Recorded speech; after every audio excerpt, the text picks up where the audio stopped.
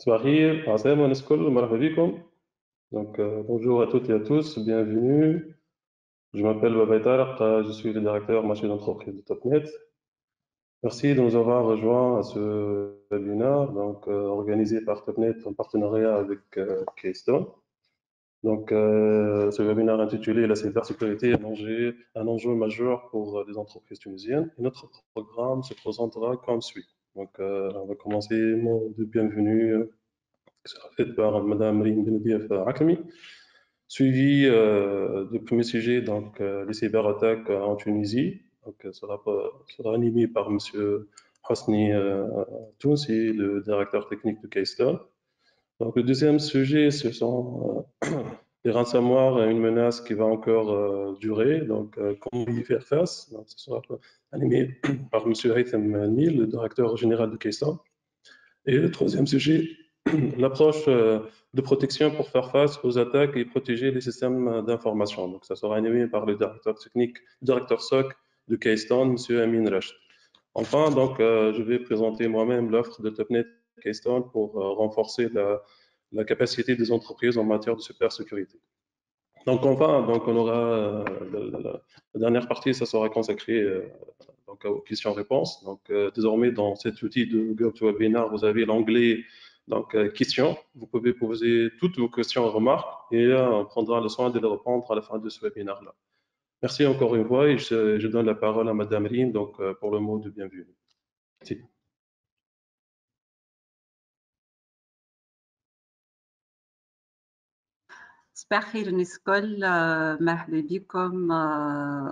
Je commence par vous remercier tous pour votre disponibilité et pour l'intérêt pour notre webinaire et d'être si nombreux pour nous accompagner pendant cette heure. Alors, pour ceux qui ne connaissent pas Topnet, je vais juste résumer Topnet en quelques chiffres. Topnet, c'est avant tout 520 cadres jeunes et dynamiques et experts dans la technologie. Topnet, c'est plus que 550 000 familles tunisiennes connectées à l'Internet de Topnet. C'est aussi plus que 15 000 entreprises, tous produits confondus, qui nous ont fait confiance. Et nous sommes présents sur tout le territoire tunisien à travers nos agences qui sont au nombre de 15 et à travers nos partenaires qui sont au nombre de plus de 140 partenaires sur tout le territoire tunisien.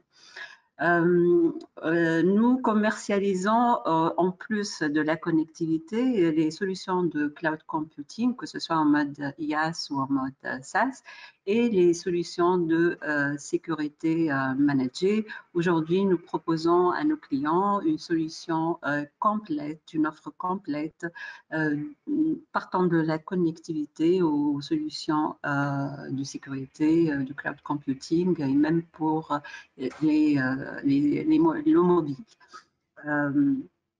Nous avons choisi pour vous le thème « La cybersécurité est un enjeu majeur pour les entreprises tunisiennes ». Comme vous le savez tous, aujourd'hui, nous vivons une accélération énorme de la transformation digitale et une explosion de la data à tous les niveaux et une utilisation intensive de l'Internet. C'est vrai que nous sommes tous conscients de l'importance de ce sujet. C'est vrai que nous sommes tous sensibilisés par rapport au danger de la cybercriminalité. Mais selon l'expert Haytham Nil, il dit que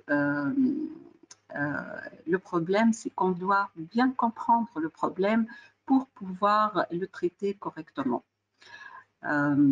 Aujourd'hui, la cybercriminalité est devenue une économie à part. Les cybercriminels sont devenus très organisés et ils innovent tous les jours. Les pertes suite à la cybercriminalité en Tunisie en 2020 ont dépassé les 1 milliard de dinars. mais les pertes suite à l'image de marque sont non quantifiables. Topnet, en tant qu'acteur majeur dans la transformation digitale des entreprises et pour accompagner nos clients et pour s'assurer de la réussite de leur transformation digitale, nous avons noué un partenariat avec Keystone, qui est le leader dans son domaine en Tunisie, et ce, afin de vous proposer une solution de bout en bout et, comme je viens de le dire, de s'assurer de la réussite de votre transformation digitale en toute sécurité. Sans plus tarder, je vais laisser la main à nos experts de Keystone et à Tarek Babaï pour vous donner plus de détails sur le sujet. Je vous souhaite un excellent webinaire et une excellente journée, et je suis là avec vous pour répondre aux questions plus tard. Merci. Vas-y, Hosni, je te donne la main. Merci, Madame Lee. Donc, on va commencer. Bonjour tout le monde déjà. Je me présente. Donc, je suis Hosni Tounsi, donc je suis directeur technique de Keystone. Inch'Allah, نشوفوا مع بعضنا le premier sujet lié aux cyberattaques en Tunisie. Donc, je vais avec quelques statistiques ونشوفوا globalement les tendances. اليوم en fait كما قالت مدام ليم en fait les pertes اللي هما estimées par rapport aux attaques اللي قاعد يصاروا في تونس ils sont estimés à 1 milliard de dinars. كنشوفوا اليوم قاعد نشوفوا في des vecteurs جدد و des attaques جدد قاعدين يصيروا في تونس. Donc هذا les chiffres en 2020, mais en 2021 en fait c'est la continuité ونحن في Keystone en fait on estime que le chiffre الأكبر برشا معناها ce qui a été énoncé. اليوم en fait نشوفوا des vecteurs جدد نتاع des attaques كيما par exemple les attaques اللي قاعدين يصيروا عن طريق les VPN, les accès à distance, surtout اليوم avec les environnements اللي قاعدين يتحلوا اكثر. نشوفوا زاد فما une augmentation كبيره قاعده تصير بالنسبه les attaques de phishing, notamment حتى توا en début de 2022 شفنا beaucoup d'attaques concernant le phishing, où المشكله c'est qu'ils sont en train de réussir les attaques. الحاجه les plus grandes tendances اليوم هما les attaques par ransomware اللي قاعدين يضروا في les entreprises وشفنا منهم برشا في تونس. Donc c'est ce qui représente la plus grande perte en quelque sorte بالنسبه des pertes financières, mais aussi au fait ce qu'on appelle business email, tout ce qui est business email compromise.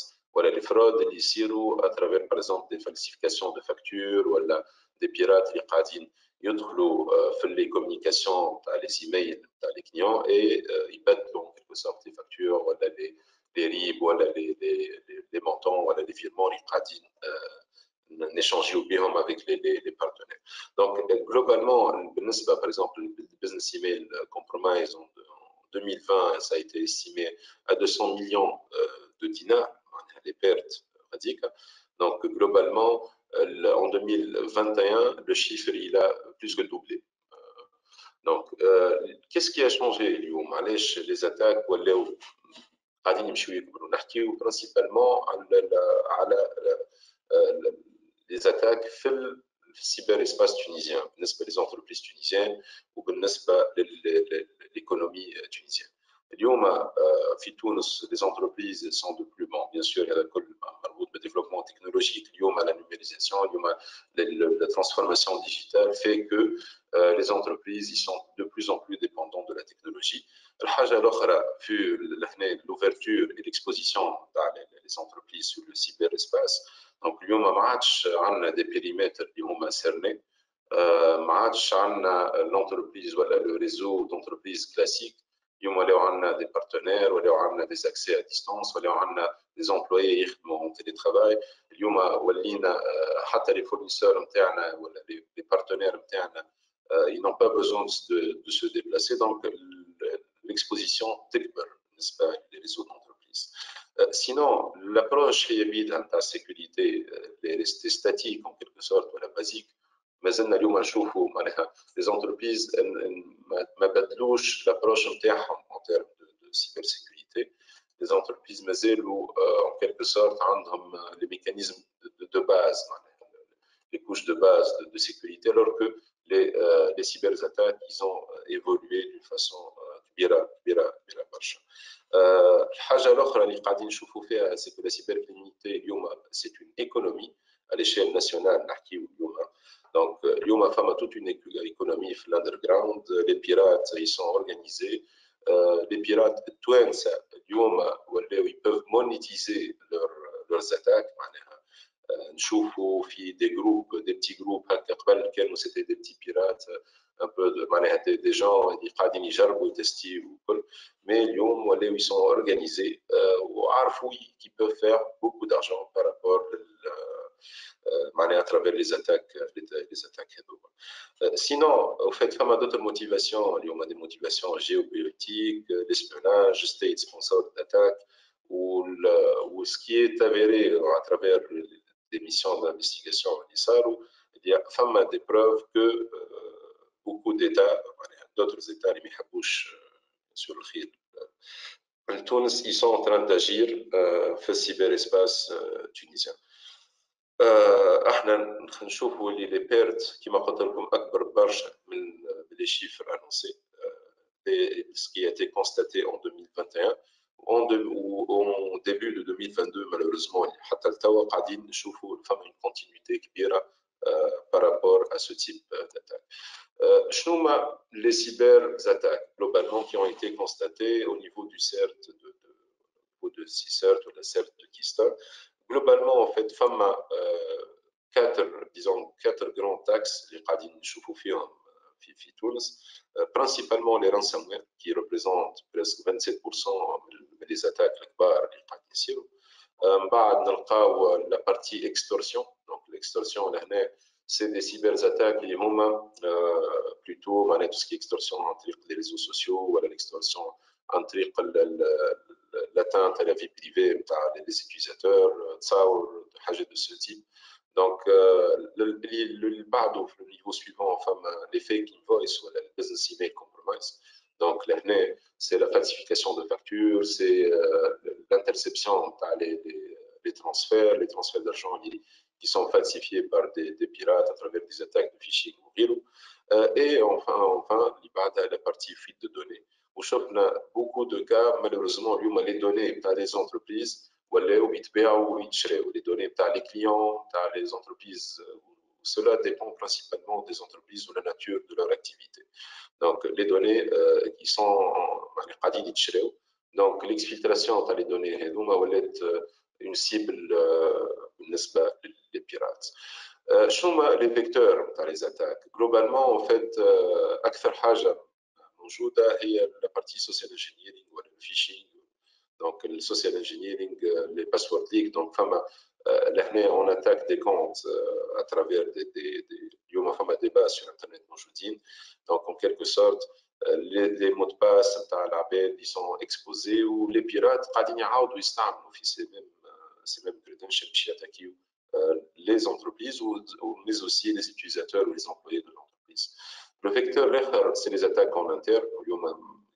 Ce n'est plus une tendance, c'est une vérité. Les attaques qui viennent de l'intérieur. Les équipements périmétriques, ou une tendance, je dis, les équipements au niveau des routeurs, les firewalls, les équipements au périmètre, ils sont de plus en plus ciblés. Enfin, beaucoup de vulnérabilités qui ont été identifiées. Les services qui m'aident RDP et principalement, le vecteur d'attaque est l'email actuellement à travers des attaques de type phishing ou Hero. L'impact, bon, bien sûr, en termes d'impact, l'arrêt d'activité, où on a des entreprises qui ont carrément la perte directe ou le vol d'argent, l'atteinte à l'image de marque ou ساعات تكون أخطر من l'attaque في حد ذاتها, et surtout la perte de données où les ransomware c'est ce qu'ils visent principalement à travers le cryptage des données. En termes d'impact, au fait, l'acteur des impacts, bien sûr, les intrusions, les dénis de service, sachant qu'aujourd'hui, les opérateurs et les FSI ont les mécanismes pour protéger contre les attaques des DOS ou DOS ou RIRO, mais aussi la fuite de données. On protège nos données, on s'assure que les données n'ont pas été exfiltrées, que ce soit l'interne ou l'externe. L'effet invoice ou أكثر حاجة en termes d'impact تعطي فيها l'impact négatif هما les attaques par ransomware. Donc من الشيرة الأخرى qui sont les adversaires بتاعنا. Donc كيما حكينا فما plusieurs types d'adversaires اللي هما موجودين في السيبر سباس بتاعنا.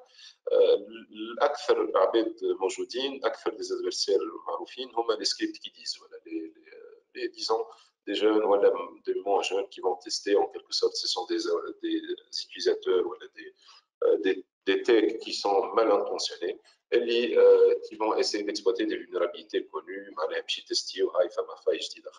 les tester. بعد نلقاو des individus qui sont plus qualifiés. اليوم ولينا نشوفوا في une population اللي هي أكثر معناها concernée par la cybersécurité, عندهم la maîtrise en quelque sorte. C'est des individus qualifiés, il y a l'échelle internationale sur la partie donc CTF ou RIR ou sinon des groupes criminels non organisés ou organisés ou هذه la tendance اليوم. Et sinon la partie state sont sponsored hackers. Donc là c'est des gouvernements où il y aura des groupes. Donc les vecteurs d'attaque, les services, l'infrastructure, voilà, les individus, donc des services qui m'a email, VPN, FTP, voilà, l'infrastructure, les équipements périmétriques, les firewalls, WAF, voilà, le Wi-Fi, les DMZ, les partenaires, les individus, que ce soit les employés qui sont attaqués, voilà, la partie cyber, C-level, les décideurs, les administrateurs, voilà, les partenaires. Donc tout ça, c'est des points d'entrée, n'est-ce pas, les adversaires.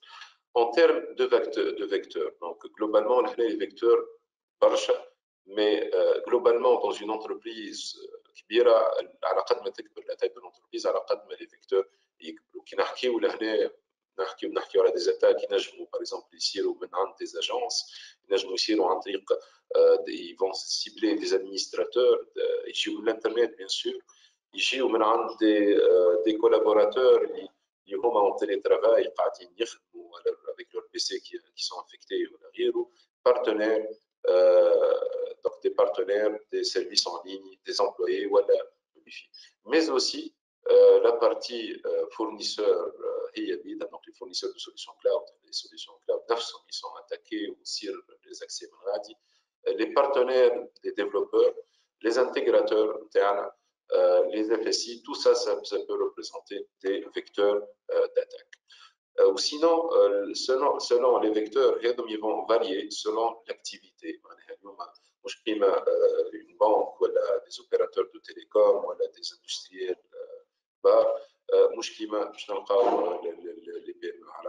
les réseaux, bien sûr, les réseaux qui sont beaucoup plus complexes ou les vecteurs qui sont donc, إذا كان نحكيو globalement على les vecteurs موجودين في كل slide هذا par exemple نشوفوا plusieurs vecteurs وراء كل vecteur les vecteurs هذوما فما ce qu'on appelle des techniques مش نقول des techniques d'attaque.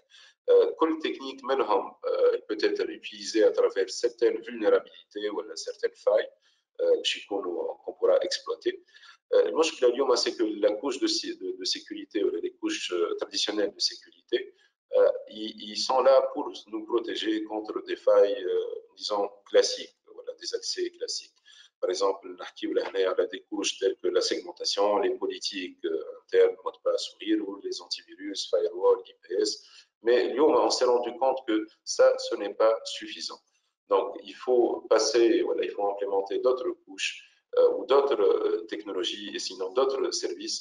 Là, on a les trois axes de la sécurité, le people, le process et les technologies. Il y a des technologies qui ont le sandboxing, qui ont les SIEM, qui ont tout ce qui est EDR, XDR. Derrière aussi, il faudra mettre en place des process liés les NIF, donc tout ce qui est DevSecOps, la partie monitoring, et surtout la partie Threat Intelligence, les CERT, les opérations d'audit, tout ce qui est des opérations de red teaming pour tester l'infrastructure interne de sécurité ou tester de l'activité interne.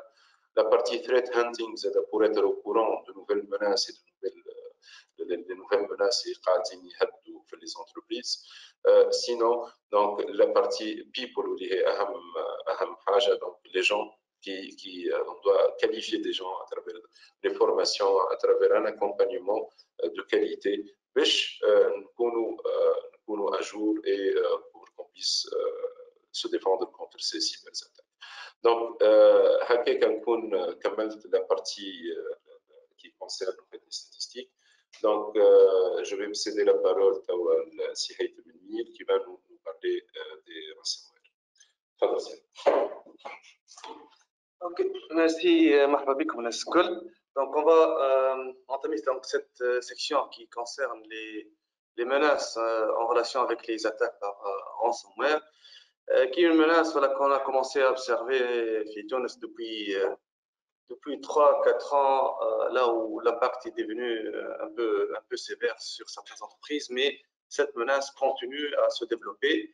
Et comme l'a mentionné Hosni auparavant, donc, vu qu'on s'expose, vu qu'il y a toute une économie de la cybercriminalité qui s'est développée à l'échelle mondiale, cette économie aujourd'hui elle a trouvé que ces menaces et ces attaques par les ransomware sont donc c'est une source, c'est une mine d'or pour eux. Donc il y a beaucoup d'argent qui est drainé par ce genre de menaces. C'est pour cela qu'on a voulu faire un focus sur cette menace-là, qui est réellement très préoccupante pour toutes les entreprises tunisiennes. De temps en temps, on entend parler d'entreprises qui sont attaquées par les ransomware, là où les données sont prises en otage. Donc là, l'idée, c'est de discuter, de vous présenter en détail cette menace-là, comment elle peut atteindre votre réseau et surtout quelles sont les solutions à prévoir, les approches de protection nécessaires. Voilà. Au début, j'ai pris un exemple d'un scénario d'attaque par ransomware. C'est un scénario très classique qu'on observe très souvent au niveau des entreprises. Au niveau de ce scénario-là, donc il y a eu une exploitation, donc la première étape, une exploitation d'une faille au niveau du firewall, donc une faille au niveau de l'implémentation du VPN SSL au niveau du firewall, donc a permis de prendre l'accès VPN à travers ce firewall-là. Bon, ça, c'est le point d'entrée, sauf que, comme on l'a vu dans les slides précédents avec les vecteurs d'attaque, tous les vecteurs d'attaque, c'est des points d'entrée potentiels. Donc, ici, on a un exemple, on va essayer de le voir, on va essayer comment le traiter, mais ce qu'il faut savoir, c'est que pour chaque vecteur d'attaque, pour chaque point d'entrée, donc il y a réellement un traitement, il y a des risques qu'il faut évaluer et des mesures à entreprendre pour essayer de maîtriser ces risques-là. Voilà, au niveau de ce scénario, donc il y a eu un accès en VPN. L'attaquant, donc il a repéré qu'il y a un serveur d'application qui est utilisé par les clients, par les employés qui sont en déplacement, les employés nomades. Donc, il s'est avéré que c'est un système Windows. Il a lancé une attaque par brute force. Il a pu casser le mot de passe au niveau de cette machine-là. Ensuite, il a trouvé qu'il y avait des failles sur cette machine qui lui permettaient d'escalader en privilège pour être un super administrateur. Une fois qu'il est devenu le super administrateur de cette machine-là, il a déployé ses outils d'attaque, ce qu'on appelle les attaques latérales, et il a commencé à s'attaquer au réseau interne pour faire des mouvements latéraux.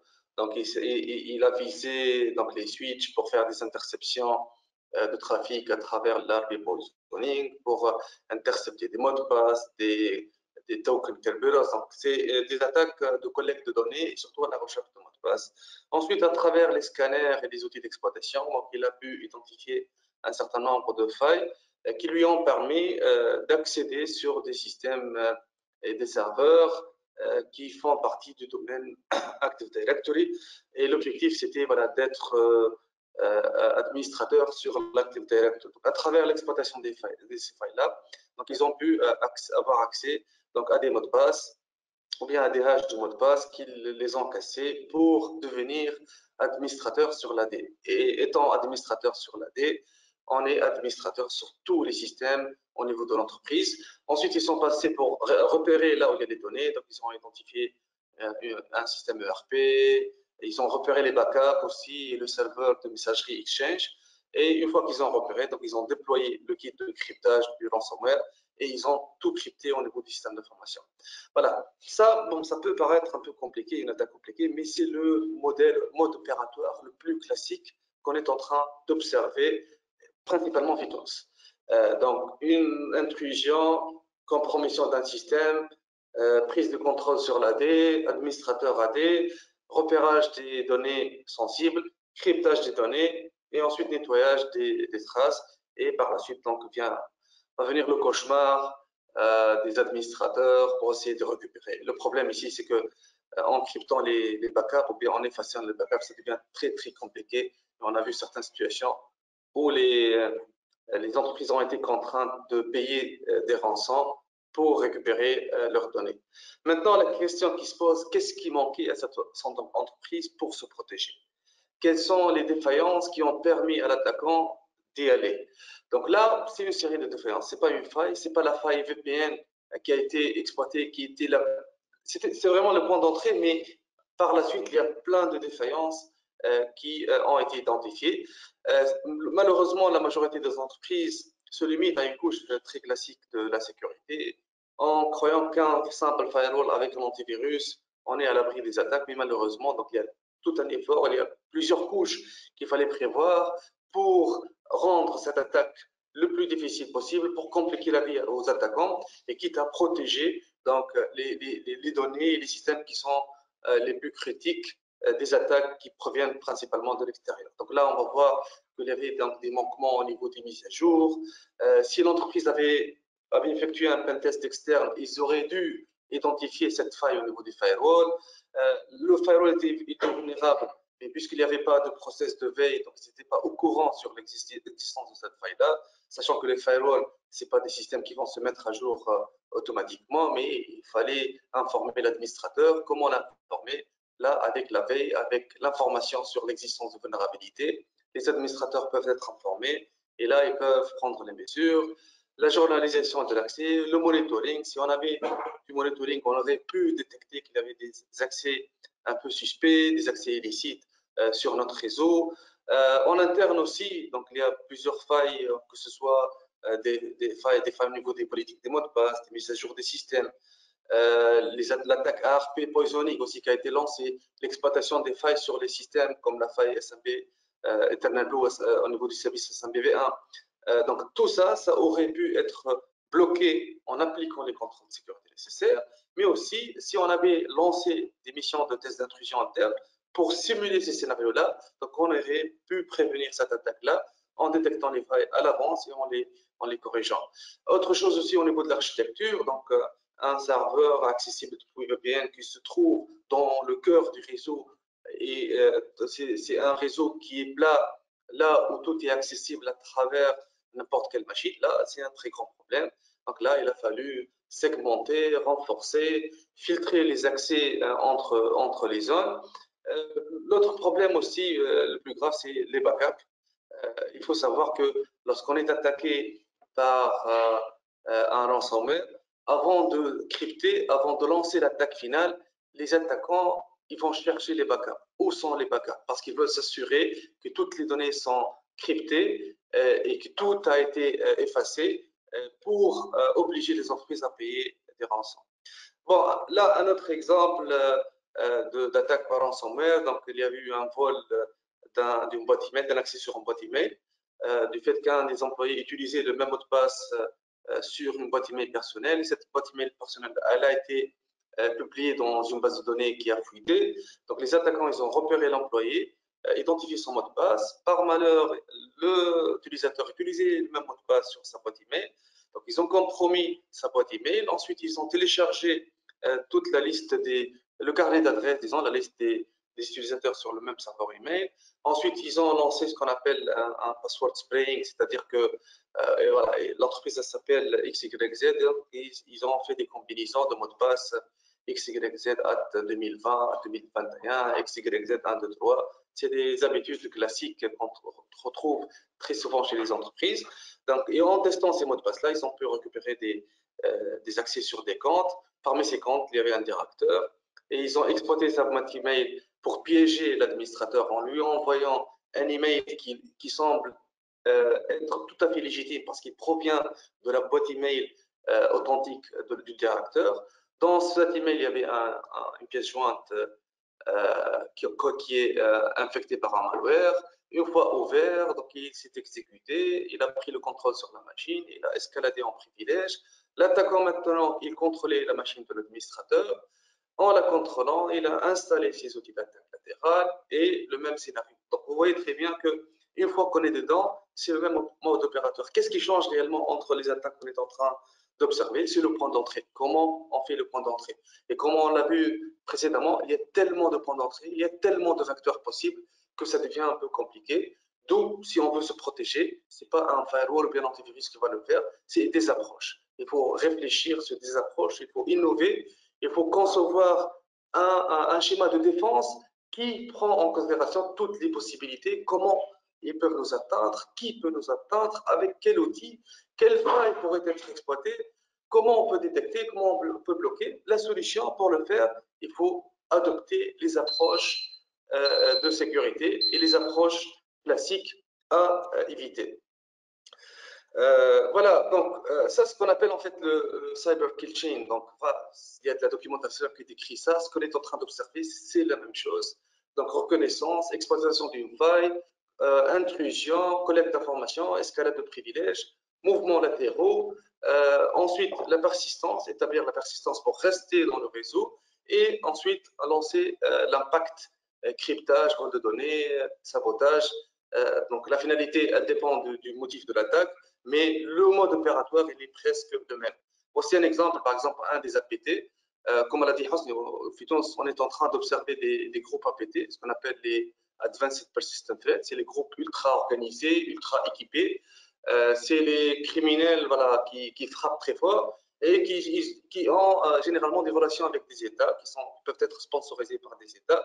Ça, c'est un exemple d'un des APT, donc APT3 qui sont très connus. Le même mode opérateur, donc reconnaissance, intrusion, compromission d'une machine, mouvements latéraux et vers la fin, l'impact, le lancement de l'attaque effective qui est vol de données ou bien cryptage de données ou bien exfiltration de données. Voilà, donc maintenant, comme je l'ai dit, voilà, ça c'est des exemples. Les ransomware, c'est la menace la plus importante qu'on est en train d'observer. Ça va continuer parce que ça draine beaucoup d'argent pour les criminels. Donc, et nous, si on veut réellement se protéger, donc il faut réfléchir à une approche. Ce n'est pas la technologie elle seule qui va nous protéger. Ce n'est pas une politique de sécurité qui va nous protéger. C'est un ensemble de contrôles. C'est un ensemble de moyens qu'il faut mettre en place selon des approches. Et lorsqu'on parle des approches, aujourd'hui, il y a plusieurs approches qui vont être présentées par Amir Rashid tout de suite. Ce n'est pas une approche qu'on va adopter, mais il y a plusieurs approches qu'on doit prendre en considération lorsqu'on va concevoir notre programme de sécurité, lorsqu'on va mettre en place notre approche de défense pour protéger ce qui est plus précieux au niveau de l'entreprise, qui sont réellement les données, ou bien les process métiers, ou bien la stabilité et la résilience des installations industrielles, ou bien des installations d'un opérateur télécom, ou bien d'un système core banking ou banque.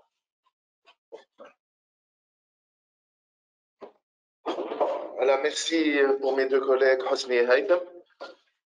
Je vous salue tous donc et on va aborder maintenant les différentes approches de protection pour faire face aux différentes attaques. Donc, comme a dit Hosni et Haytham, avec la prolifération des nouvelles menaces, donc c'est vraiment un danger imminent pour toutes les entreprises. Donc, il faudra mettre en place certaines techniques ou certaines approches, comme on va voir, pour se protéger. Donc, quand on parle des approches, donc c'est vraiment quelque chose qui va toucher un peu la culture et non pas que la technologie de l'entreprise. Donc, il y aura certains changements qu'il faut adopter. Et pour ça, donc, c'est tout à fait normal de savoir qu'un système d'information est composé de trois piliers principaux. C'est les personnes, donc ceux qui vont administrer la technologie et ceux qui vont utiliser cette technologie. Également, un système d'information est composé de plusieurs composantes techniques et également les processus avec lesquels on va travailler. Donc, pour gérer ces 3 piliers, c'est tout à fait normal de mettre en place disons, un modèle de gouvernance. Le modèle de gouvernance, il va permettre de bien gérer disons, les différentes façons de communiquer et de gérer ces 3 piliers et qui se basent sur des approches adaptatives. C'est-à-dire là que ces approches, ils s'adaptent à la nature de l'entreprise, à la nature du business qu'elle fait l'entreprise, également à la nature des menaces à laquelle elle va faire face. Donc, si on va voir les différentes approches qu'on sait, c'est premièrement, l'approche numéro 1, c'est être holistique, c'est-à-dire qu'elle va couvrir tous les vecteurs ou les services, les composantes.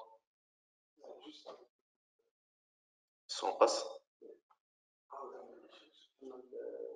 Alors? Désolé, il y a un problème avec l'affichage. Il y a le partage du sondage. Voilà, exactement. Donc, je reprends l'affichage. Ok, Hosni, vous pouvez reprendre la main, s'il vous plaît. D'accord.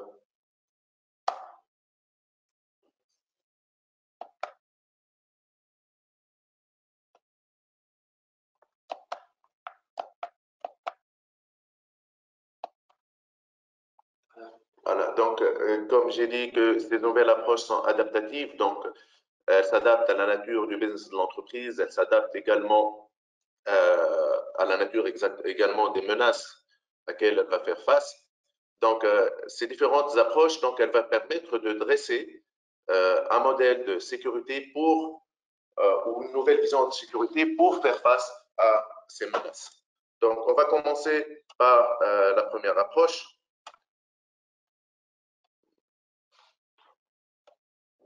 Voilà, donc c'est être holistique, c'est-à-dire que la sécurité, elle doit couvrir absolument tous les vecteurs d'attaque possibles. C'est-à-dire qu'il faudra en premier lieu identifier les différents services exposés, les composantes en interne, avec qui on est en train de communiquer, les différents disons, actifs existants dans l'entreprise. On parle même du hardware de support comme les switches, les routeurs, les outils de sécurité utilisés, les différents serveurs, les différentes composantes dans notre système d'information, les services qui sont publiés sur Internet. Là, c'est un modèle pour une banque, par exemple, on va voir qu'il y a le online banking, le mobile banking, le payment agent, le chatbot, etc. Donc, il faudra identifier absolument tous les services qui sont exposés et également toutes ressources existantes dans notre système d'information. Donc, et la communication entre leur gestion, leur mise à jour, tout doit être pris en considération. En fait, parfois, on a tendance à oublier certaines entrées, donc qui paraît, disons, non importante ou non critique, mais à travers laquelle on pourra prendre, comme a défini dans le schéma précédemment, donc on pourra accéder directement à la donnée de l'entreprise ou aux serveurs qui contiennent de l'information critique.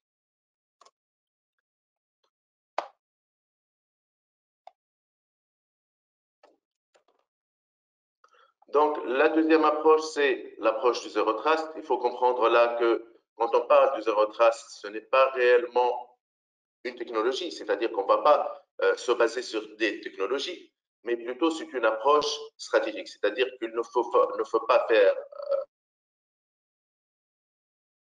confiance à n'importe qui. Il n'y a pas réellement de green zone. Il faut identifier et puis faire confiance, quelle que soit la personne ou la partie qui va demander l'accès. Là, elle va nous permettre de mieux gérer les accès à nos données, à nos infrastructures et être sûr que s'il y a eu une intrusion, c'est-à-dire quelqu'un qui a accédé à nos données, donc cette personne, elle est autorisée à le faire.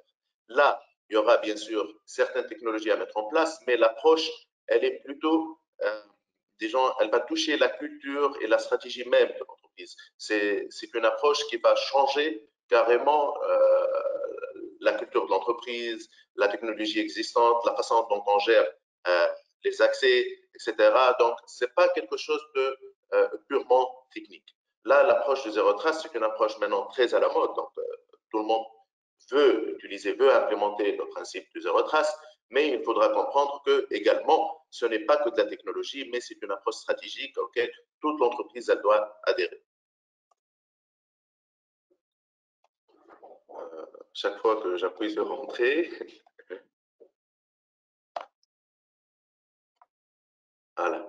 Donc, la troisième approche, c'est l'approche de la sécurité intégrée. C'est-à-dire là que tous les outils de sécurité ou la technologie de sécurité utilisée, donc elle va pouvoir communiquer entre elles.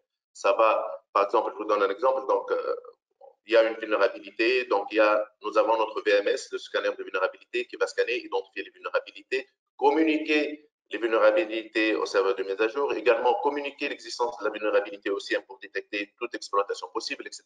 Donc, tous les composantes, donc, ils vont communiquer entre elles et ça va nous permettre de répondre vite en cas d'une menace et que notre modèle de sécurité soit plus performant et nous permet une réaction en temps opportun. Donc, ça, c'est l'approche intégrée. Et puis également, on a l'approche de défense en profondeur. Bon, là, c'est une approche un peu classique, mais qui reste tout de même très importante à adopter.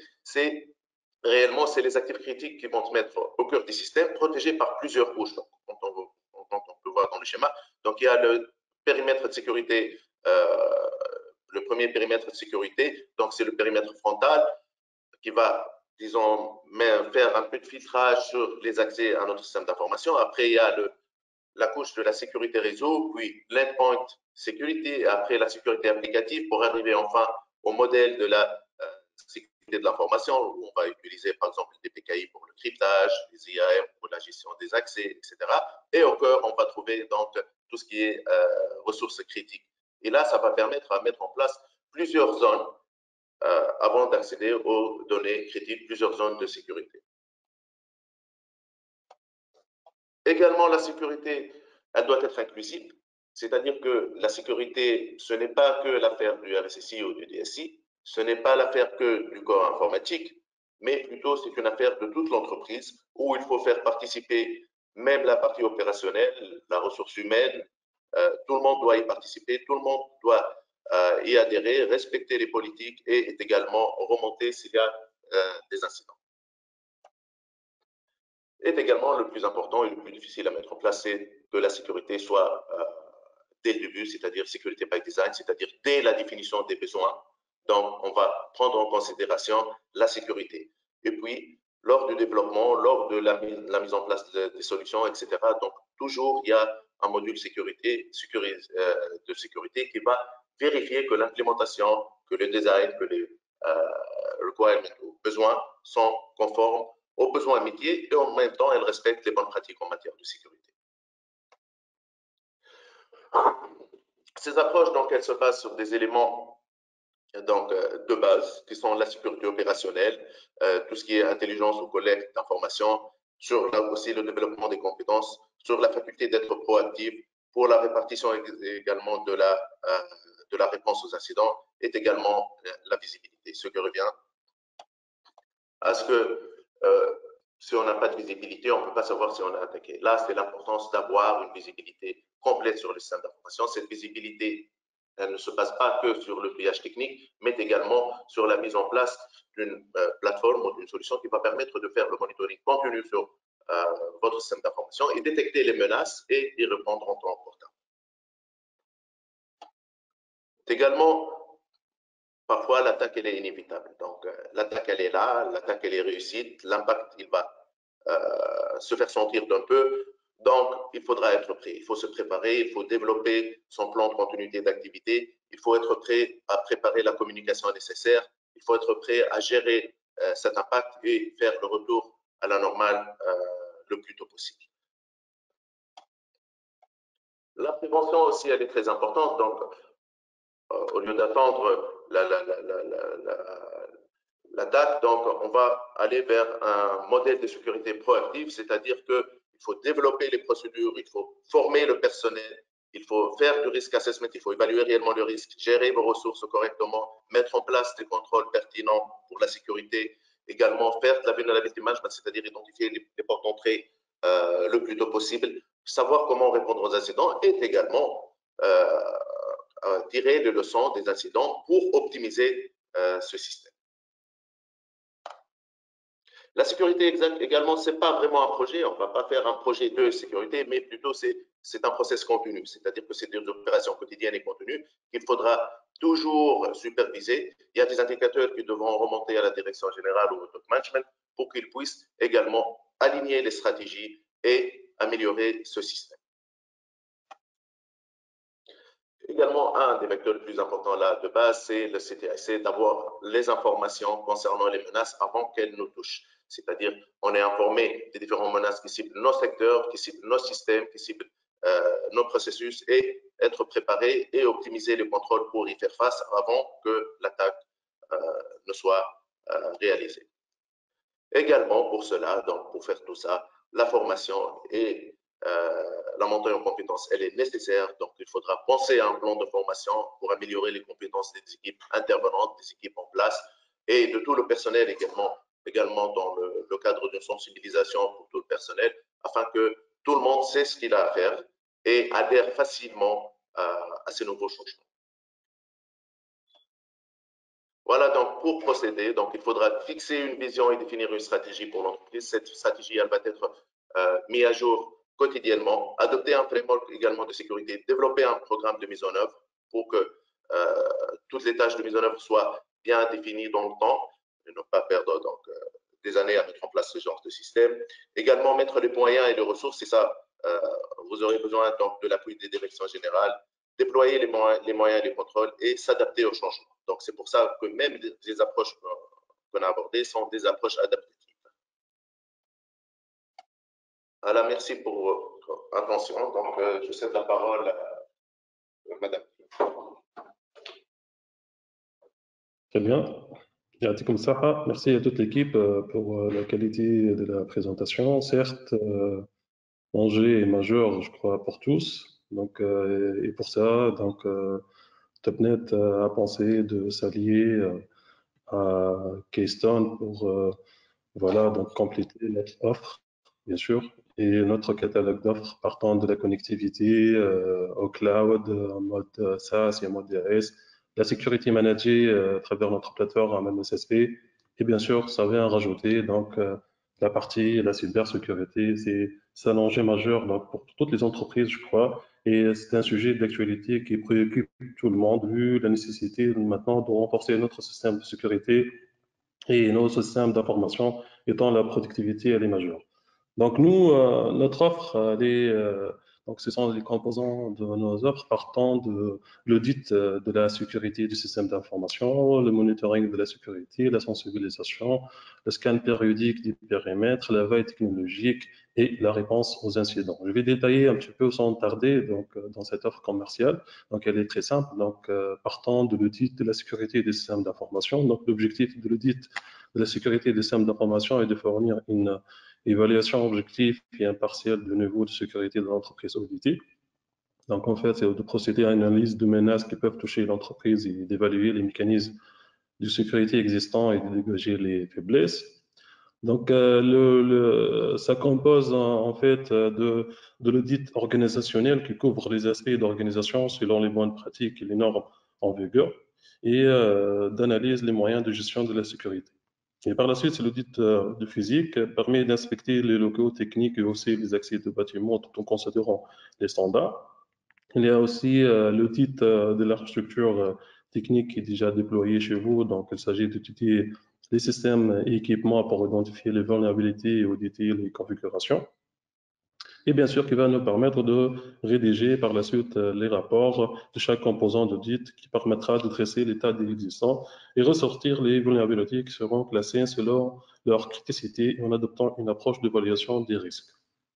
Voilà, donc par la suite, on fera le test d'intrusion interne et externe qui va permettre de simuler les comportements d'un attaquant externe qui veut pénétrer le réseau en cherchant des vulnérabilités sur les systèmes exposés et d'essayer de l'exploiter. Voilà. Donc, la charge de travail donc, sera calculée en hommes-jours en fonction de la taille de la mission et un questionnaire qui sera fourni par la suite pour évaluer la taille. Bien sûr, ça va suivre les recommandations et le plan d'action que vous mettre en œuvre. Donc, le monitoring de sécurité, donc, qui compose une supervision en fait 24/7 avec une analyse des alertes. Donc, ce service permet de doter les clients d'une supervision en temps réel de la sécurité et leur système. Il s'agit de mettre en place des moyens pour détecter et analyser tout événement de sécurité et de remonter les alertes qui indiquent sur une potentielle attaque. Donc, la supervision pourra se faire, quel que soit sur un firewall ou un WAF ou un CIEM. La périodicité, elle est toujours en continu. Et le mode d'abonnement, le client devra souscrire un abonnement en fonction du taille de son système d'information. Voilà. Donc, la réponse en incident, donc l'objectif, c'est de ce service-là d'investigation, de répondre aux incidents de sécurité et de maîtriser les dégâts causés par ces incidents. Des incidents de sécurité de type ransomware, phishing, fuite de données, DDoS, vol d'identité, le sabotage ou des fraudes. Donc, la périodicité, c'est à la demande. Et la charge de travail, elle sera calculée, bien sûr, par heure ou par jour. Et le client doit souscrire à des tickets, exemple 5 tickets par an, 3 tickets par an, selon sa demande. Voilà.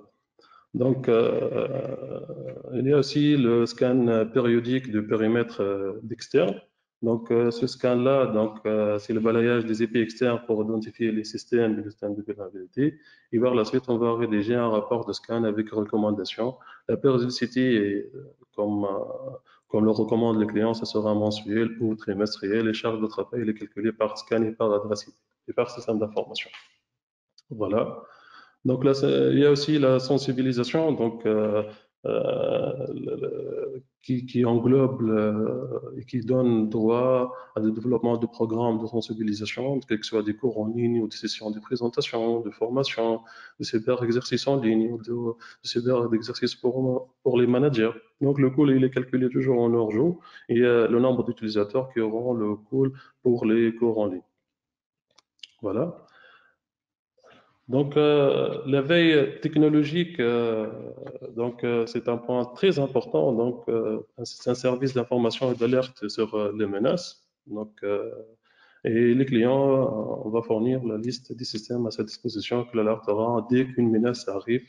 Donc, la vulnérabilité est exploitée tout au champ les systèmes, son système d'information. Donc, ce sera un abonnement annuel qui vient se rajouter donc à votre catalogue ou votre contrat.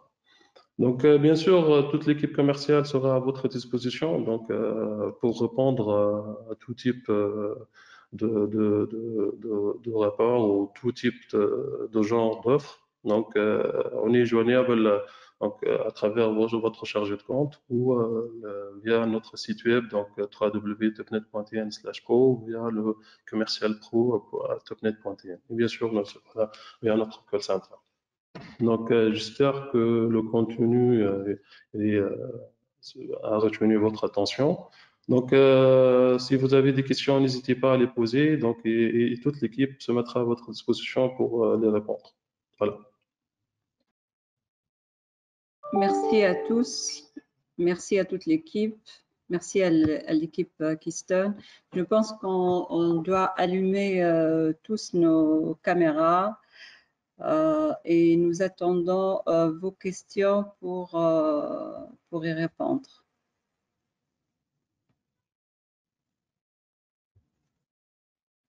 Haytham Hosni, Taraq.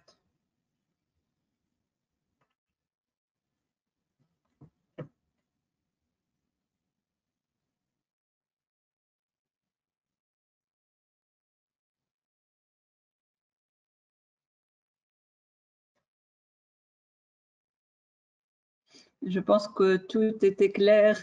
Il n'y a pas de questions.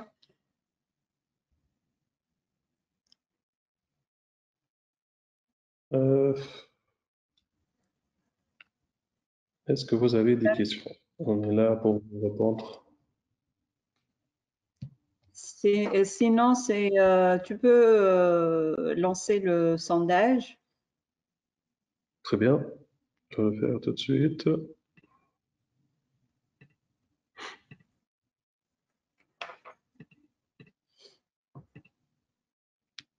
Alors là, c'est juste une question.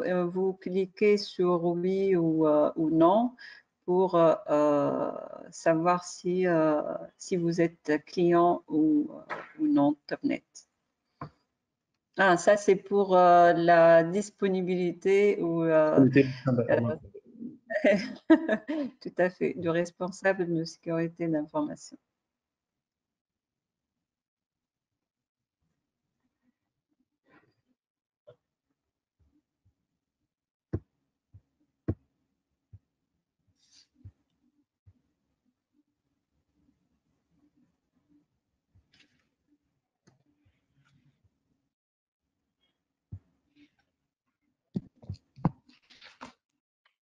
Alors, tu as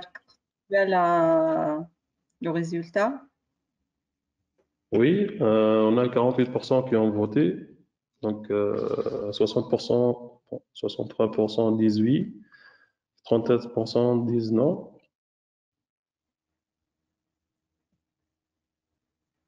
D'accord. Très bien. Donc, 34% qui disent non. C'est intéressant, ça. Oui. Ouais.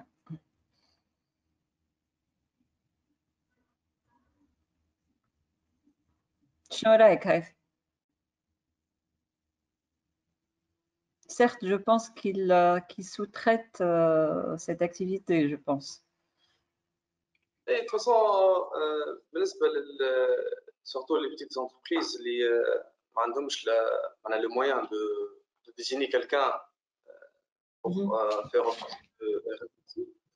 Donc l'année, il y a la possibilité de sous-traiter cette fonction-là. Donc ils peuvent donc avoir disons un RSSI à la demande qui peut assurer donc tout un accompagnement et assurer toutes les fonctions de l'RSSI. Donc, il y a cette possibilité. Bon, je sais très bien qu'il y a beaucoup d'entreprises qui ont une équipe très restreinte et qui n'ont pas les moyens nécessaires pour assurer cette fonction-là. Donc, ce serait bien de songer à externaliser cette fonction. Ok, Haytham, il y a un participant qui nous pose cette question. Un dirigeant peut-il être tenu responsable de l'évaluation des données personnelles de ses clients? Oui, bon, la réponse, elle est simple. Le responsable, c'est le premier responsable. Donc, le responsable légal, ça va être toujours le directeur général ou bien le PDG. Donc, c'est lui qui est le responsable vis-à-vis de la loi, vis-à-vis de l'État.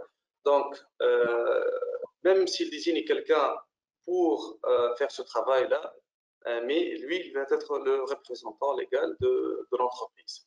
Et là, c'est une question qui est très intéressante parce que même, on parle là de la protection des données personnelles, mais même pour la sécurité des données, la sécurité du système d'information, il faut que le premier responsable il doit être conscient sur cet enjeu-là, conscient des menaces, et qu'il doit être vigilant et diligent pour mettre en place les moyens nécessaires pour se protéger. Généralement, ce qui se passe dans les entreprises, c'est que cette fonction de protection, bien sûr, ce n'est pas le premier responsable qui va l'assurer, elle sera déléguée à un responsable sur la sécurité du système d'information. Donc là, on parle d'une délégation d'une responsabilité. Donc d'où le choix de cette RSSI. Il doit être très bien étudié. Le RSSI doit avoir les qualifications nécessaires, les compétences nécessaires pour qu'il assure cette fonction aussi critique de protection de tout ce qui est patrimoine de données, patrimoine informationnel, qui est délégué du premier responsable de l'entreprise. Donc, pour résumer, oui, le premier responsable, c'est le représentant légal, c'est le responsable légal. Et s'il y a une atteinte à des données personnelles des clients, bien sûr, le premier responsable qui va être bien sûr concerné d'une manière directe par cet incident-là. Très bien. Très bien. Nous avons Monsieur Saïden Abdel qui nous remercie pour la présentation et qui souhaite notre aide pour faire un diagnostic Oui, bien sûr, avec un grand plaisir. On va prendre contact avec vous pour avancer ensemble sur le sujet. Une autre question, est-ce que le RSSI doit être rattaché directement à la direction générale? Ok, donc c'est une autre bonne question, mais très difficile. En fait, bon, il y a cette recommandation qu'on retrouve très souvent pour rattacher le RSSI à la direction générale, mais ce n'est pas quelque chose qui est aussi évident parce que ça dépend du contexte, ça dépend de l'organisation de l'entreprise. Ce qui est important lorsqu'on désigne un RSSI, c'est de le doter de l'autorité nécessaire et d'un pouvoir pour lui permettre d'instaurer les contrôles de sécurité, d'instaurer ses politiques et de mettre en place les moyens nécessaires pour contrôler l'application de ces contrôles de sécurité. Donc la condition, ce n'est pas réellement d'être rattaché ou bien ne pas être rattaché. Il peut être rattaché à une autre direction, il peut être même au niveau de la DSI, bon, chose qui n'est pas recommandée parce que ça va être un peu difficile d'assurer cette indépendance de la RSSI et de lui doter du pouvoir nécessaire pour exiger des contrôles, même sur son chef hiérarchique qui est le DSI. Donc, je dirais que ce qui est important pour un RSSI, c'est d'être indépendant, c'est d'avoir les moyens pour imposer des règles de sécurité et avoir des moyens pour superviser et pour contrôler l'application. Si on arrive à garantir ces critères-là, donc le RSSI peut être placé n'importe où. Sauf que si on a un RSSI qui est sous la DSI et qui n'est pas doté ni de pouvoir ni d'autonomie, là, bien sûr, ça devient un peu compliqué. Il ne peut pas exercer son travail. C'est pour cela qu'on entend très souvent qu'il faut que le RSSI soit rattaché à la direction générale. C'est une bonne pratique, mais ça n'existe nulle part, ni dans les standards, ni dans les guides. Ce que les gens recommandent, c'est que le RSSI doit avoir un certain profil, elle doit avoir une certaine autorité au sein de l'entreprise, et elle doit avoir les outils nécessaires pour exécuter ces tâches. Là où on a un conflit d'intérêt, là où on a un manquement au niveau des moyens et des ressources allouées à la RSSI, là, on risque d'avoir un problème. D'où les entreprises doivent bien étudier cette question-là. Où est-ce qu'il faut le placer? Il n'y a pas une place qui va être unique et qui va être semblable pour toutes les entreprises. Chaque entreprise a sa réalité, elle a son contexte, elle a son organigramme. Donc, ils doivent bien réfléchir sur le positionnement de la RSSI et ils doivent réfléchir à toute la gouvernance de la sécurité qui doit permettre, bien sûr, à la direction générale de s'assurer que son système d'information il est bien protégé et qu'ils sont capables de détecter toute anomalie, toute activité suspecte ou bien toute non-conformité et qu'ils ont les moyens pour répondre à ces menaces-là. Et là, ça va être à travers le RSSI. Donc, la direction générale, si elle va déléguer cette fonction-là, elle doit bien réfléchir sur son emplacement, sur son pouvoir et aussi sur les moyens qui vont être alloués pour appliquer et exercer ses fonctions en tant que RSSI. Merci, Haïtham. Haïtham, une autre question, s'il vous plaît, donc d'un participant qui nous dise le fait de mettre en place un firewall donc sur le WAN, juste un Cisco ou un Fortinet, suffira pour se protéger. Bon, comme on l'a mentionné durant les présentations, ça c'est une couche qui est obligatoire, mais qui n'est pas suffisante. Aujourd'hui, ce qu'on est en train de voir en termes de développement des cyberattaques, des menaces, là, ça devient un peu compliqué. Donc, être doté d'un firewall périmétrique n'est pas la solution. Comme on l'a bien mentionné aussi, c'est qu'il faut adopter des nouvelles approches. La défense en profondeur, c'est quoi? C'est qu'on ne va pas se limiter à un firewall périmétrique. Il faut avoir une deuxième couche de firewalling si on en a besoin, bien sûr. Si on a un filtrage en interne entre les zones, on doit segmenter, on doit protéger les endpoints, protéger les serveurs, on doit mettre en place des dispositifs d'analyse un peu plus intelligentes, comme les EDR, les solutions de sandboxing. On doit avoir des solutions de monitoring. Donc, réellement, cette couche et être limité à un firewall, ce n'est pas la solution. Parce que l'attaque, elle peut provenir de l'intérieur, elle peut provenir du réseau Wi-Fi, elle peut provenir d'un site distant, elle peut provenir d'un intégrateur qui se connecte à distance sur notre système. Tout ça, ça peut sembler être un trafic légitime et le firewall ne sera pas capable de le classifier en tant que trafic suspect. Donc là, le firewall, il va faire son travail, mais on aura besoin d'autres couches de sécurité. Et il n'y a pas que la technologie, bien sûr. Donc la technologie, elle est indispensable. On doit se protéger, on doit mettre en place les technologies et suivre les tendances même en termes de technologie. Mais aussi, il y a l'aspect process, organisation et aussi l'aspect ressources humaines. C'est-à-dire que si on n'a pas les compétences nécessaires, on ne peut pas se protéger. Si notre entreprise n'est pas capable de recruter, de retenir, de former, là, il y a la possibilité de faire appel donc à l'externalisation, externaliser certaines fonctions. Bon, chose qui n'était pas un peu envisageable il y a peut-être 4-5 ans, mais aujourd'hui c'est une réalité. Vu les menaces, vu les attaques qu'on est en train d'observer, et vu qu'on n'a pas les moyens pour se protéger, donc là je fais appel donc à des spécialistes qui vont m'assister, qui vont m'accompagner, qui vont me superviser en 24/24, qui vont m'auditer, qui vont m'assurer la sensibilisation, m'assurer la veille. Et bien sûr, ça c'est la solution si on n'est pas capable d'instaurer un programme de sécurité en comptant uniquement sur les ressources en interne. Très bien. Très bien. Je pense que c'est une question de culture d'entreprise et il faut réussir le change management au niveau de l'entreprise pour que ça devienne une culture au niveau de l'entreprise. Chacun de nous doit avoir dans son comportement quotidien la notion de la sécurité. Oui. On passe à une autre question. Alors, il y a une personne qui veut avoir une idée sur l'effectif de Keystone.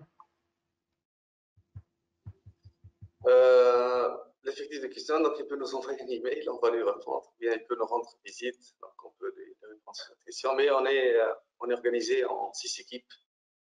Chaque équipe a une spécialité. C'est clair.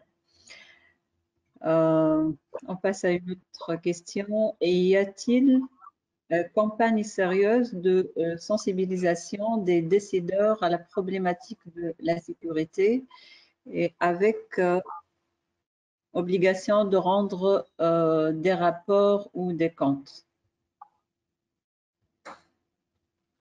Bon, pour la sensibilisation des décideurs, il y a des initiatives, il y a des actions qui sont faites par secteur. Donc, on a vu au niveau du secteur bancaire, du secteur des assurances, mais dans d'autres secteurs, je pense qu'il y a beaucoup de travail à faire. La question, c'est que qui va faire cette sensibilisation des décideurs? Parfois, on trouve qu'il y a des RSSI en interne qui essaient de faire passer le message, mais ils ont des difficultés. Donc, ils demandent à ce que ça soit fait par des externes ou bien par l'État à travers l'ANSSI, par exemple. Mais réellement, il y a un très grand effort. Comme l'a mentionné Mme Alim au début, c'est que la question principale, ce n'est pas la sensibilisation, parce qu'avec ce qui se passe, je pense qu'on est tous sensibilisés sur la question, mais la question, c'est qu'on doit comprendre c'est quoi le problème. Et là, ce qui manque généralement chez les décideurs, ils sont sensibilisés lorsqu'on parle avec eux, ils savent qu'il y a des attaques, les ransomware, qu'il y a des risques sur le métier, mais ils ne savent pas qui peut nous attaquer, comment il peut nous attaquer, qu'est-ce qu'on doit faire réellement. Est-ce qu'il faut se limiter à certains équipements? Donc ça, il faut leur expliquer, il faut qu'ils comprennent. Bien sûr, aujourd'hui, je vois que le seul moyen qui est en train d'être utilisé pour sensibiliser les décideurs, c'est à travers les conférences, les séminaires et à travers les réseaux des secteurs, voilà, les associations, les fédérations aussi. Mais il y a un disproportionnement entre les secteurs. Il y a des secteurs là où il y a beaucoup d'activités, d'autres secteurs, il y a beaucoup de travail à faire. Et c'est très important que ces décideurs comprennent réellement l'enjeu, comprennent les menaces et comprennent comment procéder et comment faire face à ces menaces-là. Très bien. Tarek, on passe à une autre question. Oui, donc en tant que Topnet, avez-vous des produits matériels comme les firewalls? Oui, bien sûr, on dispose de large gamme de produits des firewalls. Donc, l'équipe technique et l'équipe, nous avons des équipes externes d'ingénieurs de vente qui pourront prendre contact avec vous pour juste faire le sizing de votre besoin, c'est-à-dire le nombre d'utilisateurs, le nombre de connexions, la sécurité, tout ça. Et on vous proposera le matériel adéquat, donc le firewall adéquat pour offrir la partie sécurité de votre WAN. Oui, c'est disponible. Très bien. Les attaques via supply chain sont-ils pris en considération par vos offres?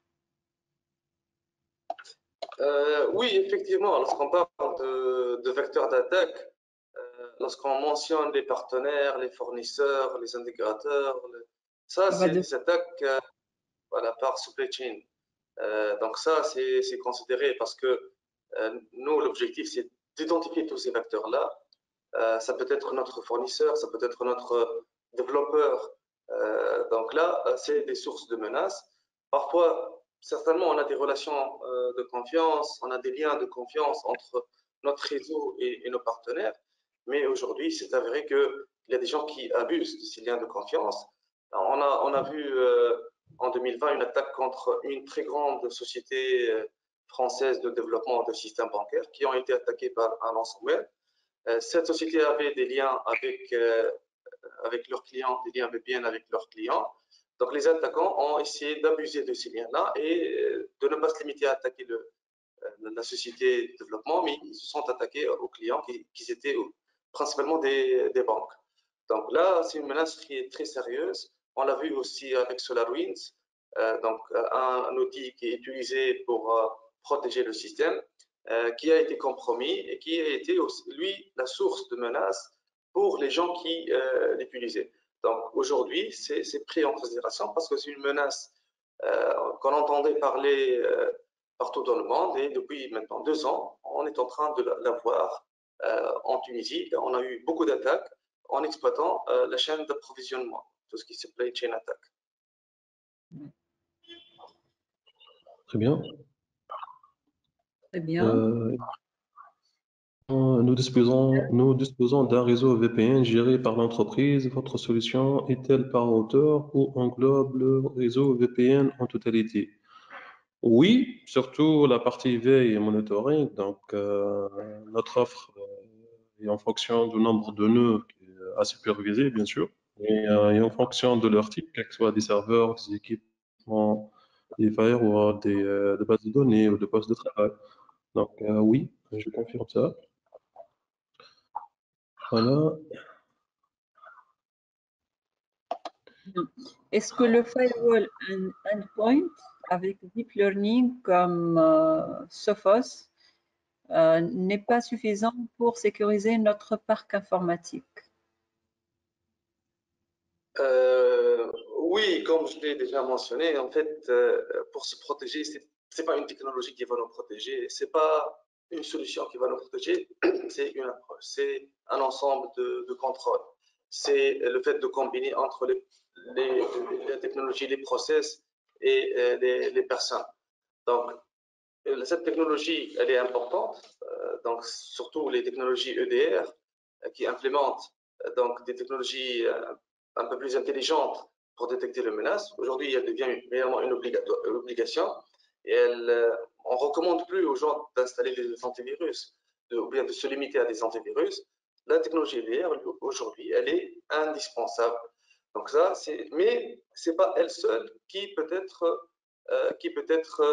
nous protéger. On a vu des cas, des entreprises qui installaient des EDR ultra sophistiqués, qui coûtaient extrêmement cher, mais ils avaient oublié que la console d'administration était exposée avec un mot de passe par défaut, avec un système vulnérable, avec un réseau qui n'est pas très bien segmenté. Donc, l'idée, en fait, c'est que pour traiter cette question, pour faire face à cette évolution impressionnante des attaques, ce n'est pas une technologie qui va nous protéger.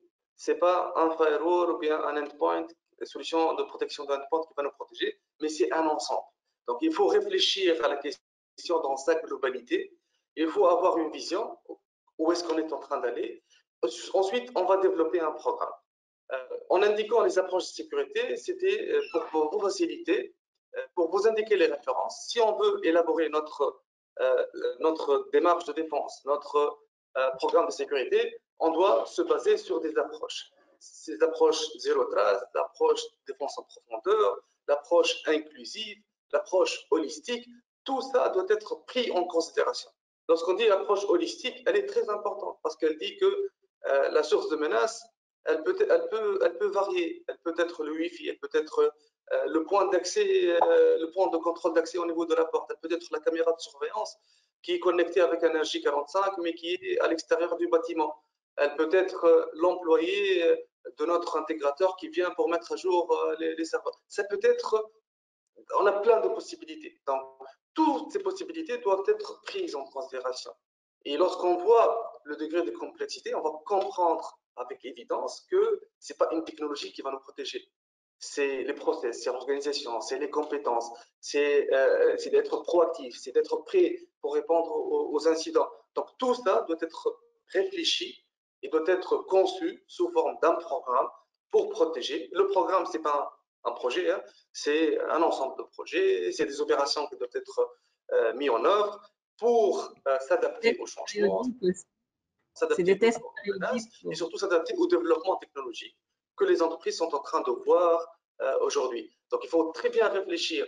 Je ne peux pas donner une réponse aujourd'hui, qu'est-ce qu'il faut mettre en place comme solution de sécurité ou bien qu'est-ce qu'il faut développer en termes de procès. Il faut réfléchir, il faut étudier, voir où est-ce qu'on est en train d'aller, quelles sont les menaces qui nous concernent à l'intérieur et à l'extérieur de l'entreprise, à l'échelle nationale et à l'échelle internationale. Et avec tout ça, on doit sortir avec un programme qui spécifie les contrôles à mettre en place et toutes les opérations qu'on doit développer pour protéger les actifs critiques et surtout les actifs qui peuvent toucher le bon fonctionnement des process métiers au cas où ils sont touchés par des attaques.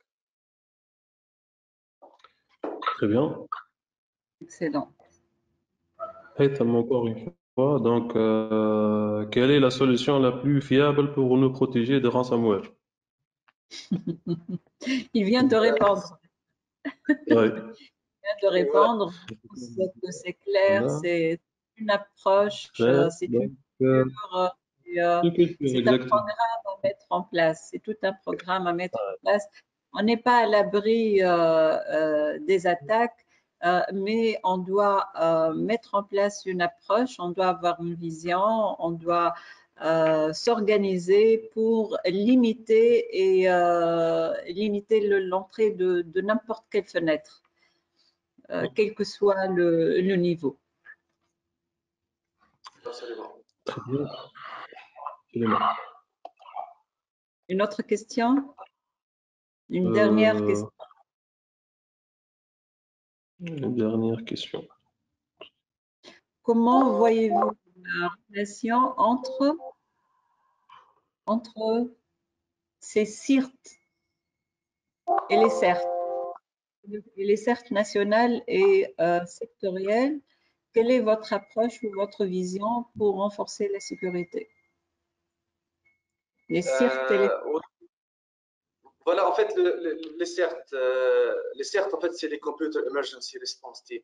Bon, il y a deux nomenclatures, on dit CERT ou bien CERT. CERT, c'est Computer Security Incident Response Team, pour dire la même chose. Hein. CERT et CERT, c'est la même chose. Il y a des gens qui font la distinction, mais c'est la même chose. Sauf que le mot CERT, c'est un mot trademark par Carnegie Mellon University à Pennsylvania, aux États-Unis.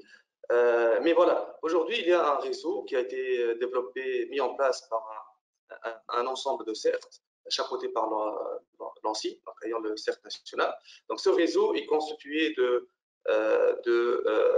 CERT national, donc d'une CERT, du CERT financier, qui est au niveau de l'association des banques, du CERT de santé, qui est au niveau du centre de santé, le centre informatique du ministère de Santé. Il y a aussi le CERT du ministère de la Défense et le CERT du ministère des Affaires sociales. Et et aussi le CERT CCR31, qui est le CERT de Keystone. Donc, on a construit ensemble un réseau de CERT. L'objectif principal, c'est de partager les données, partager des informations sur les menaces et partager aussi des bonnes pratiques sur comment on peut se protéger. Aujourd'hui, en Tunisie, on peut s'attendre à des attaques massives et on l'a vécu dans le passé, des attaques qui touchaient une grande partie de nos systèmes d'information. Pour faire face, ce n'est pas l'ANSSI elle seule ou bien Keystone ou bien Topnet.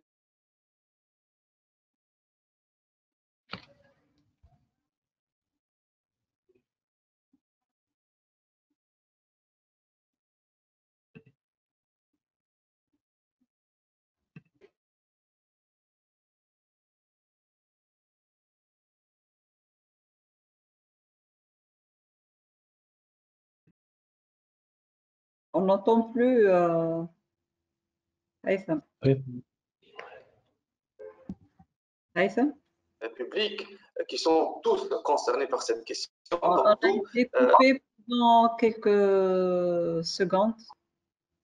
Voilà. Donc, l'objectif, c'est de créer cette synergie-là entre les différents acteurs et arriver avec un modèle de coopération et de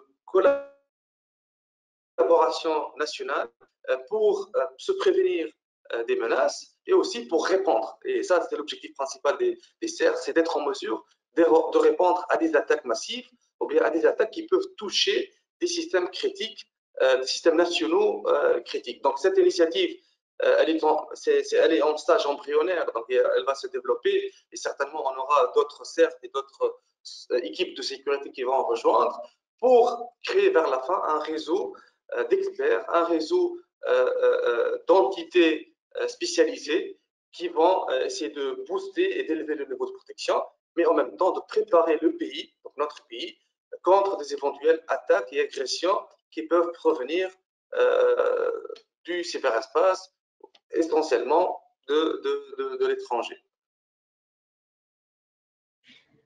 Merci, Haytham.